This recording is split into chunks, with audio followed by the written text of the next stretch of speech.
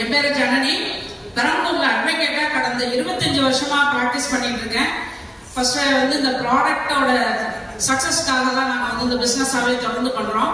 காரணம் என்னன்னா, எங்களுக்கு ரொம்ப காலமா வந்து குழந்தை இல்லைங்கிற இஷ்யூ இருந்துச்சு. ஒரு ஸ்டேஜ்ல வந்து நாங்க ட்ரீட்மெண்ட்டுக்கு போகும்போது ஏஜ் பார் ஆயிடுச்சு, இனிமே குழந்தை இருக்கிறதுக்கு வாய்ப்பு இல்லை அப்படின்னு சொன்னாங்க.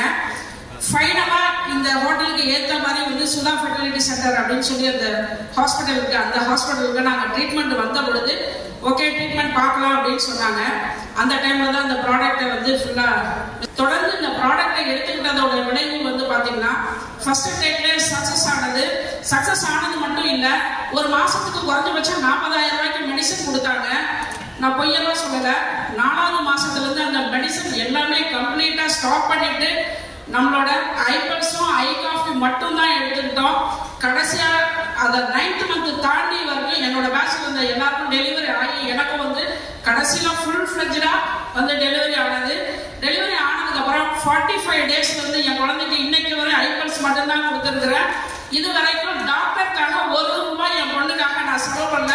என் பொண்ணு எங்க மேடமா இருக்காங்க எனக்கு தெரியல, மேடம் இருக்காங்க, இன்னைக்கு கூட வந்திருக்காங்க. இன்னைக்கு வரைக்கும் அவங்களுக்கு ஹாஸ்பிட்டலு அந்த செலவு அந்த மாதிரி எதுவுமே கிடையாது. காலையில எழுந்துப்பாங்க, அவங்களே ஐபல்ஸ் சாப்பிடுவாங்க. அதனால இந்த ப்ராடக்ட் வந்து வண்டர்ஃபுல் ரிசல்ட். இதன் மூலியமா நாங்க நிறைய பேருக்கு கொடுத்துருக்கோம். நாங்க கொடுத்தது மூலியமா பெரம்பலூர்ல பாத்தீங்கன்னா ஒரு